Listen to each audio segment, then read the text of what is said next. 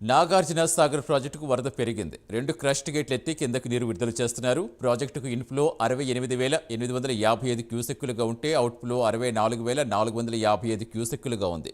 Project పూర్తిస్థాయి నీటి నిల్వ సామర్థ్యానికి చేరుకుంది. కుడి ఎడమ ఎస్ఎల్బీసీ కాలువకు నీరు విడుదల చేస్తున్నారు. విద్యుత్ ఉత్పత్తి కొనసాగుతోంది.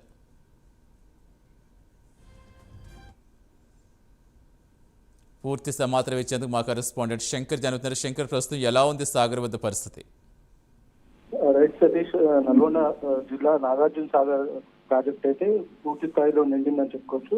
ఎగువ నుండి వస్తున్న వరద ఇప్పటికే ఎగువని కంట్రోల్ చేయడానికి 2 క్రస్ట్ గేట్లను లేపి దిగువకు అయితే నీటిని విడుదల చేస్తున్నారు అధికారులు. ఇన్ఫ్లో మాత్రం 68,855 క్యూసెక్లు కాగా అవుట్ఫ్లో మాత్రం 64,455 క్యూసెక్లు అయితే ఉంది. పూర్తి స్థాయి నీటి మట్టం 595 అడుగులు కాక ప్రస్తుత నీటి మట్టం మాత్రం 590 అడుగులు ఉంది. పూర్తి స్థాయి నీటి సామర్థ్యం, నిల్వ సామర్థ్యం 312.450 టీఎంసీలు అయితే కాగా ప్రస్తుత నీటి నిల్వ సామర్థ్యం మాత్రం 312 టీఎంసీగా ఉంది.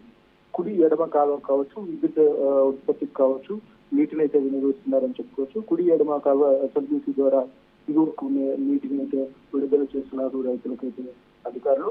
ఇప్పటికే నాగార్జున సాగర్ ఎన్నికల మాట్లాడుతూ ఎగువ నుండి వచ్చే వరద నీళ్ళని కంట్రోల్ చేయడం కోసం దిగువకు నీటిని విడుదల చేస్తున్న పరిస్థితి కనపడుతుంది. Satish, right, thank you Shankar.